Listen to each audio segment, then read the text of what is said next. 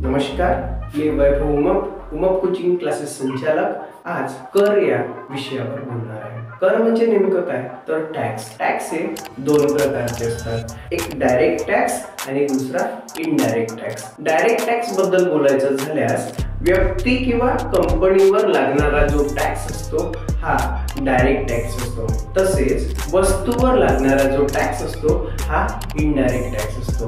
पाहिजे झाल्यास उदाहरणार्थ वॉशिंग मशीन, औषधी, फ्रीज, नोटबुक, पुस्तके या सगळ्या वस्तू आहे आणि या वस्तूवर जो कर लागतो, जो टॅक्स लागतो त्याला इनडायरेक्ट टॅक्स असे म्हणतात।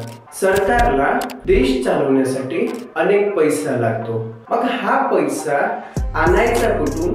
त्यासाठी सरकार आपल्यावर जो कर लादतो तोच टॅक्स असतो।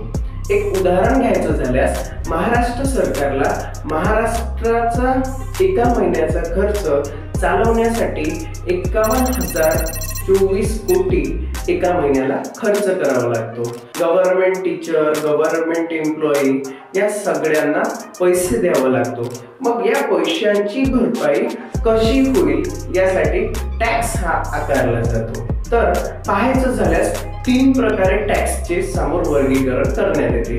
अनुपातिक कर, त्याच्यानंतर प्रगतिशील टॅक्स असतो आणि एक प्रतिगामी कर। अनुपातिक कर कशाला म्हणतो? जो कर गरीब व श्रीमंत दोन्ही वर्गांसाठी सारखा असतो। एक उदाहरण घ्यायचं झाल्यास 15% टॅक्स जर गरीबावर लागत असेल तर तोच टॅक्स 15% सुद्धा श्रीमंतावर लागेल, हा झाला अनुपातिक कर। दुसरं समजून घ्यायचं झाल्यास प्रगतिशील टॅक्स, यालाच प्रोग्रेसिव्ह टॅक्स असे सुद्धा म्हटले जाते। जर आपले इन्कम वाढले तर टॅक्स सुद्धा वाढते आणि इन्कम कमी झाले तर टॅक्स सुद्धा कमी होते, हा प्रोग्रेसिव्ह टॅक्स मध्ये येतो। आणि तिसरा नंबरचा जो टॅक्स येतो प्रतिगामी कर। प्रतिगामी कर हा असा एक प्रकारचा कर आहे जो एक सारख्या याच्यात वाढत जातो, वाढल्यानंतर तो कुठेतरी स्थिर होतो, स्थिर झाल्यानंतर तो टॅक्स तसा स्थिर राहतो।